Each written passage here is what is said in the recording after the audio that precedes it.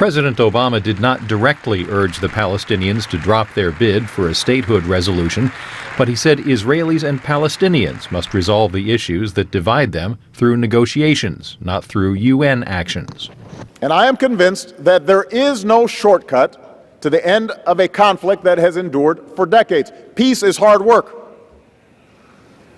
Peace will not come through statements and resolutions at the United Nations. If it were that easy, it would have been accomplished by now. Shortly after the address, Mr. Obama met with Israeli Prime Minister Benjamin Netanyahu, then later with Palestinian President Mahmoud Abbas. His address to the UN centered largely on the so-called Arab Spring, taking special note of Libya. He said the UN lived up to its charter and the Security Council authorized measures to prevent a massacre. 42 years of tyranny was ended in 6 months.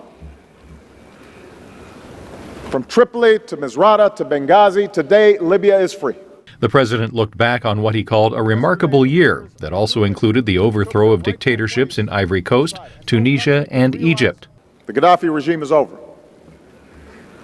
Gbagbo, Ben Ali, Mubarak are no longer in power.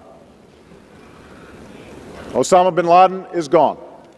And the idea that change could only come through violence has been buried with him. Something's happening in our world.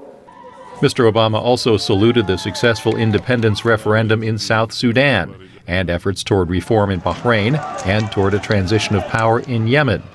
He said more global action is needed to stop the killing in Syria. We must speak with one voice. There's no excuse for inaction.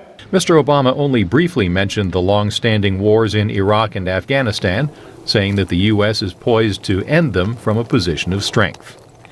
Klein, VOA News, the White House.